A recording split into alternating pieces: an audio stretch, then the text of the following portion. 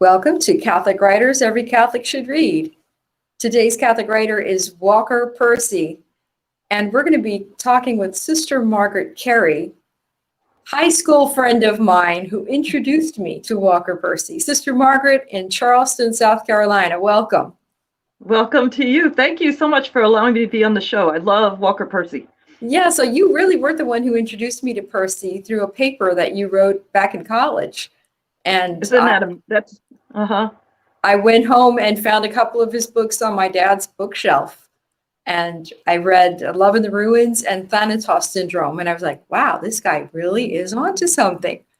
So what got you onto Walker Percy? I was stationed in New Orleans and realized there's this great Catholic author. And as soon as I found him, he had just passed away in the early 90s.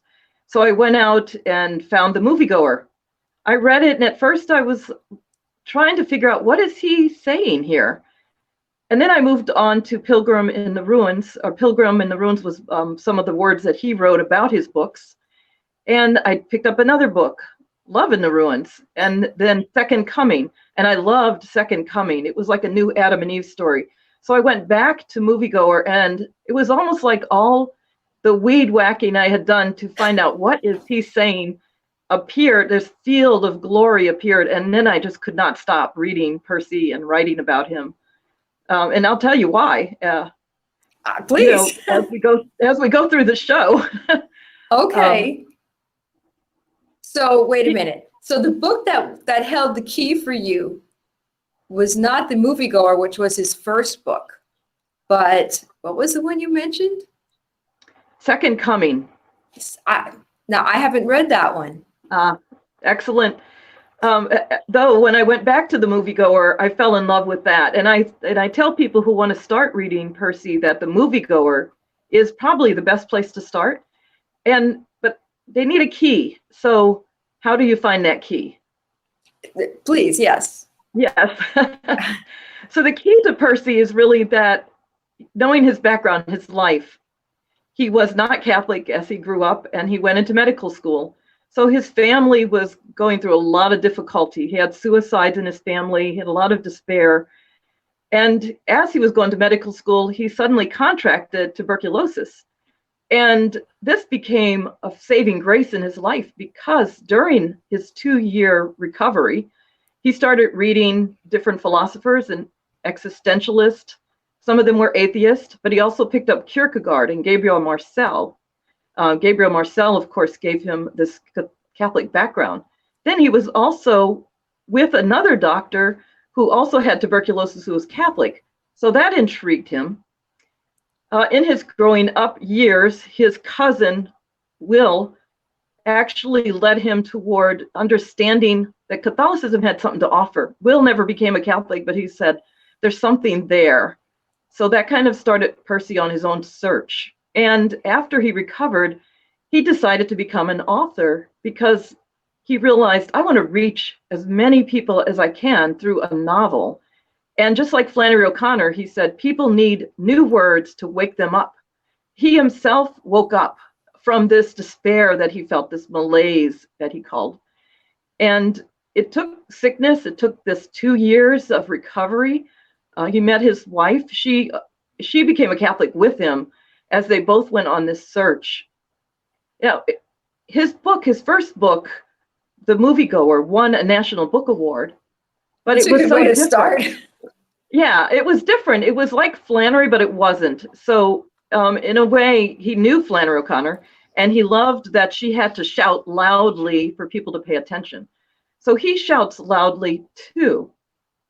Another key is that because he loved Kierkegaard's writings, he leads you on the same quest that Kierkegaard thought that all humans need to go on, which is to, first of all, look at life as, what are the pleasures I can get out of it? Let me just, eat, drink, and be merry. Hedonism. And hedonism. His protagonist is usually very rich or plays golf and basically lives a life of despair, because he's like, I'm trying everything and nothing's making me happy. And after that, maybe this protagonist, which Percy will sometimes bring out in another character in his book, decides, well, I'm just going to be a very faithful person. I'm going to follow the rules. I'm going to be a good citizen, and still doesn't find salvation.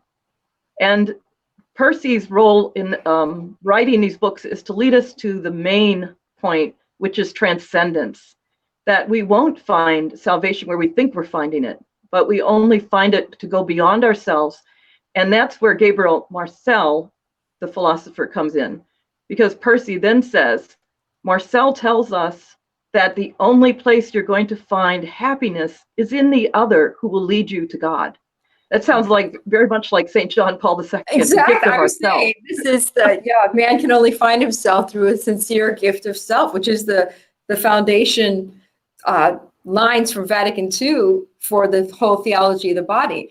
And of course, when I read Love in the Ruins and Thanatos Syndrome, I read it in a theology of the body key. And I'm like, wow, this goes so well with theology of the body. The sense of when you're in a relationship with another person, but you're really in it for yourself, that's only going to lead you to despair and unhappiness and frustration. And then when you're in that relationship for the good of the other, you discover your own salvation. You discover your own flourishing. Yeah, and that's in those two books that are so often misunderstood, so often read in a ridiculous. Some people have called them pornographic, and it's like, oh, please, it's preposterous. They really are about discovering what it means to be a gift for the other's flourishing, and then discovering that that's the secret of life. Yes. And John Paul said the opposite of love isn't hate. The opposite of love is using someone. Exactly. Walker Percy, his protagonists start off in Love in the Ruins, in Second Coming, in The Moviegoer, as using women. He's always got a date on his arm, a beautiful arm candy, and he talks about that a lot. But that's never leaves him happy. And in the end, one priest said, Walker Percy writes love, his novels are all romantic novels, which is another view, because he ends up in love with a person who's imperfect, not who he thought. In Second Coming, it was a woman that escaped from a mental institution. She crashes in on him as he's reading a book and escaping the world in a greenhouse. So she's climbing onto the top of the glass because she's a little mentally off, also knowing that the mental institution is not going to help her. So he's in despair. She's a little crazy. She climbs on the very top. The glass breaks, and she falls right on top of Walker Percy's character. His arms, right? And to me, it's like a second Adam and Eve. That whole picture of it. In a garden. An enclosed garden. Oh my goodness! Song of Songs. Yeah. So you could probably read a lot into it, and I think the more we look at Percy as having these keys, that he's leading you, as he says, on a search. And he said, to not be on a search is to be in despair. It's a big theme of his. One shocking thing he said was that hope, it's okay, if you lose hope. What's worse is if you lose hope and you deny it. And what he meant by that is, if you're denying that you've lost hope, you stop searching. You're not a pilgrim anymore. And he, one of his books about his life is called Pilgrim in the Ruins. And another one is called Strangers in a Strange Land, because he wants to put up signposts in his novels to say, you're going the wrong way, but follow this. Follow how this is going, and I'll lead you to transcendence. And ultimately, transcendence is life in Christ. And that's, or Percy is a Catholic novel. And some call him the only American Catholic existentialist as well. Oh, interesting. Yeah. So I mentioned Second Coming as the book that led me, and it was because of that shocking idea that somebody escaping from a mental institution was going to crash through the glass and end up on the protagonist in this book. But the whole book is really about not just the second coming of the protagonist and this woman, but our own second coming, and the second coming of Christ in our life. And reading it with these keys is so important. his book Love in the Ruins, which you said you read, that one cracks me up. So I heard what you've said. People are saying it's pornographic and he uses terrible language, and to be honest, when I don't remember any of that. All I remember is Neither laughing. do I. Because his I books are laugh. funny. Yeah, He's a funny. comical writer. He's a comical writer, That's yeah. ridiculously hilarious scenarios. It's true. The scenarios are ridiculous, and he is definitely not PC. He doesn't do anything that's going to, he affects our sensibilities. We're like, oh, you can't say that. But then you start laughing because you're like, but it's true. What he's saying is true. And, some of his search is in the first book was for movies. He said, his character is saying, I can find salvation in a movie, because if I go to a movie and the street I live on is in the movie, now I know where I am, or I know who I am. Yeah. And people do that. How many people go to the movies to try to figure their lives out? When things are confusing or something, they go to the movies, and they use the movies to help them parse their own lives. So he was onto something 50, 60 years ago. He really was. The way people approach media. Yes. Yeah. Uh-huh. But also even the way he tweaks society. You're right. He's telling society, look at yourself. Aren't you being ridiculous? Some of these expectations you have, some of the norms that you've established, and there's nothing underneath them. And he's not afraid, because he's standing so solidly firm in his faith.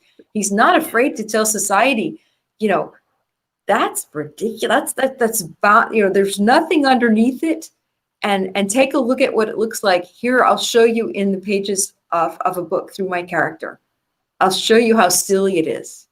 Your whole social construct and all of these rules that you're expecting people to observe with such meticulousness.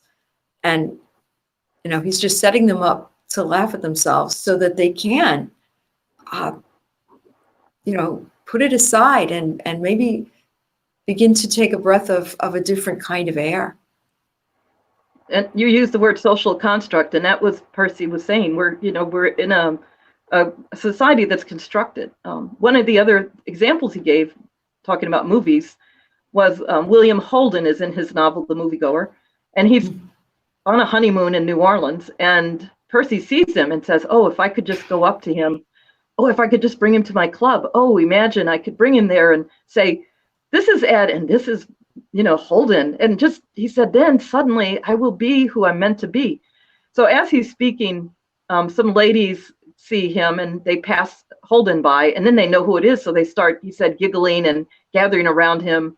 And then another gentleman gets to take a photo with him. And in the book, Binks Bowling, who is the character, says, and now that gentleman knows who he is, because he has a photo to prove it. And so he gets me all the time, because he's saying, do we really know who we are? He, like Flannery, he gives an example in one of his books about Flannery talking about baptism as somebody drowning, not just being baptized, but, somebody actually not just drowned. Metaphorical, yeah. Right, metaphorical, but something big and shocking.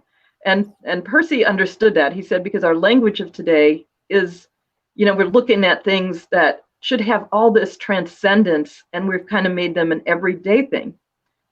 On the other hand, he also says, but it is in our everyday, our ordinary, that we can truly live when we know who we are in Christ.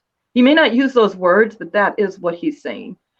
It's when we love the person in front of us, when we're when we're ordinary people in an ordinary place, we are okay.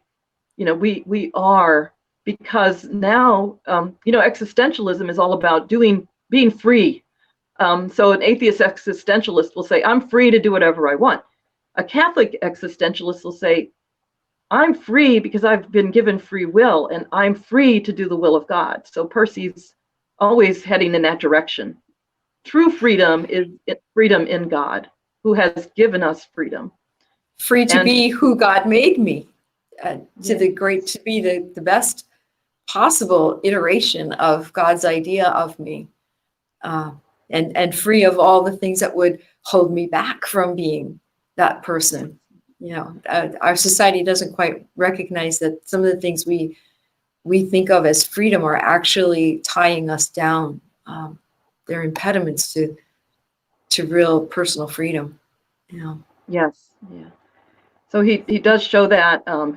There's so many other good lines in his novels. I mean, you could go on Google and write in each of his novels and ask for the best quotes. But to be honest, it's better to read his books with an underliner, because there's many more good quotes in them. Just one about being shot in daytime on the golf course somehow wakes him up.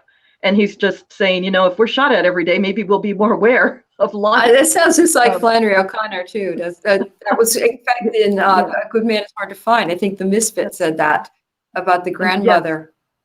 That's right. Oh, powerful, powerful story. Mm-hmm. And I think, they're similar, but they're different in the sense that Percy is always, his protagonist is pretty much the same person throughout, very rich, somebody who thinks they have it all together, but somehow doesn't. And then they're on this search, and the search is funny in many ways, because I think it reminds me of my search and how funny I can be sometimes, how much I want to impress or be somebody other than who God has made me to be. And Percy makes me laugh at myself, because that's exactly what, his novels bring out. And then he has people surrounding all of his protagonists who are also very funny, but they're flawed human beings. The protagonist is flawed. He has a priest in one, I think it's the Thanatos syndrome, where he actually has a very flawed priest, but this priest is able to diagnose modern society and bring the truth out. And Percy, everybody thinks this priest is crazy, but Percy's like, I think he's got the answer. So it's staying with the novel to find out, well, what's true? What is true in this world? So, and today now, there's a bit of a phenomenon. I think it's because society is kind of becoming so unmoored. People are rediscovering Flannery O'Connor and Walker Percy and saying, wow, these people wrote 50 years ago, like half a century ago, and what they wrote is so relevant. And you directed my attention to a young adult group who are putting on a theater version of Lost in the Cosmos. Yes. Mm-hmm. And yes, they're that's still doing that. Becoming a thing, and so it's reaching another generation that are recognizing how relevant his social commentary, which, when you read his novels, their imagery and their references are very dated. They're very much, from the 60s. But evidently, the young adults who are looking at that, they're penetrating right to what he's saying, and it almost maybe helps them that it's dated, that they can't possibly take it as a political, reference to what's happening right now. They can really look at it in terms of ways of thought that were present then and are present now, and it's a social critique, and they're able to welcome that and work with it. Yes, it's very refreshing for them. Yes. I think of his Lost in the Cosmos book, which is still used in a lot of universities. I remember in a couple of places, I've always gone into university libraries to just check, do they have Lost in the Cosmos? And the majority of them do. It was at Boston University and Boston College and a couple of places in other parts of the country. And the daughter of St. Paul Library. Check. Yeah, I know. Check out the books. I know that not only did he write these wonderful novels, but he also wrote for newspapers, and many of his writings were not published because they were so shocking and very pro-life.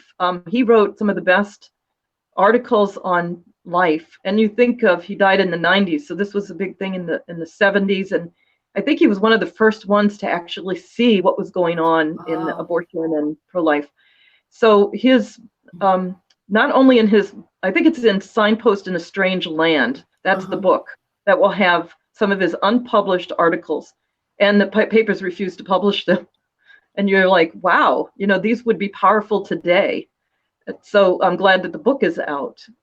He has two wonderful biographies, Pilgrim in the Ruin by Jay Tolson, and then Walker Percy by Patrick Samway, a Jesuit.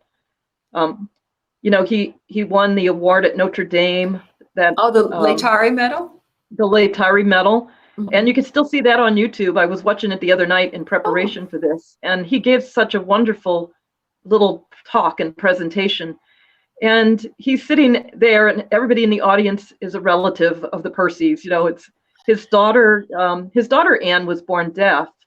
That also changed his life because he started looking at language and how language informs us. How he even has something in Signposts in a Strange Land about Adam and Eve, how Adam named the animals. And that's another clue to his books, that we are not unknown, we are named, we have a name.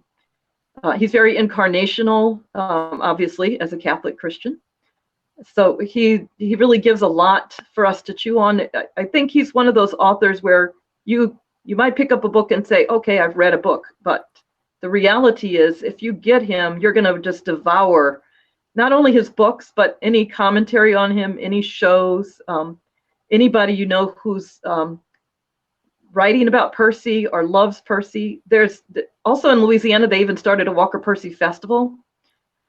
And I would love to go to that, but it brings Percy fans from all over the United States. Wow. To a place in Louisiana, a little place, almost like his place of nowhere, because I can't even remember the name of it. Is it anywhere near Covington where he lived, or near the monastery where he's buried? No, it's a little more west of there. And if you look up Walker Percy Festival, you'll find it. And the idea came to the people there because they were trying to renovate a big hall, and they said, well, we need a festival so we could get renovation money. And somebody who really loved Percy said, let's do a Percy festival. So they did, and it's become a huge hit. And imagine. many of the Percys were there at that festival, and it's got something about their history and their family, also part of this little town. But Covington, that you mentioned, I always liked that he called it his little place of nowhere. It reminds me of Thomas Merton in that sense. And, he was a contemporary of Merton, although they said that they both met and neither of them knew what to talk about, if you can imagine. Percy ended up, he died a Benedictine oblate. So that's right. Yeah. They did have the Benedictine spirituality in common. Yes. One of the big moments of my life was going to visit Walker Percy's grave there at the Abbey in St. Joseph in Louisiana, because he was a Benedictine oblate, and his wife is buried there. But I was so happy to be able to kneel down and thank him and, almost virtually hug him for what he has given to us. Because if I'm in a down mood, or if I feel like, as Percy would say, to be in despair, I just have to pick up one of his books. And I'm so glad we had this program, because I ended up picking up all of his books again, and I couldn't put Moviegoer down, and Second Coming's next on the list. So it's something inside of those that makes me realize, you know what, we are pilgrims, and we are on the search, and that's good. And that's hope-filled, because we know who is calling us and who's coming toward us. It's Christ. It's our Lord is always there, leading us so that we can become one with him. And I think he's kind of created an ordinary situation where I think things could be different. And he's helped me to say, no, this is exactly where you're going to be free and find your freedom. This is to be human and to be greatly loved. And then he also points me in the direction of loving whom I'm with, and not trying to create a perfect family or create a perfect situation, but to love those people who I am with. A little bit of the Wizard of Oz there, right? Clicking your heels and going back to the place that you really find where you are. So I guess in a way, Percy is telling us, actually, going into transcendence, going into God's holy will, being with Christ on this journey is where you're going to find your greatest happiness and joy. and it's where he found it. It's where he has led many people, and I'm just very happy that I'm able to offer his books to people who walk into our center, along with Flannery's, because young people are rediscovering, as you said, and it's just been a wonderful, for them to wake up, it's just wonderful to see. And it's such a great service of a true Catholic artist to be able to communicate these truths of the faith and of human life through fiction. So every medium is valid for communicating the truths of the faith. And Walker Percy was one of those Catholics who really was able to use the medium of fiction in a perennially effective way, a way that 50 years, 60 years later is still, as you say, is still able to work its magic. So that's amazing. And I hope that we can create a whole new generation of Percy readers and fans and attendees of the Walker Percy Festival. So thank you so much for joining us today, Sister Margaret Charles. I hope that Walker Percy will be one Catholic writer every Catholic will read.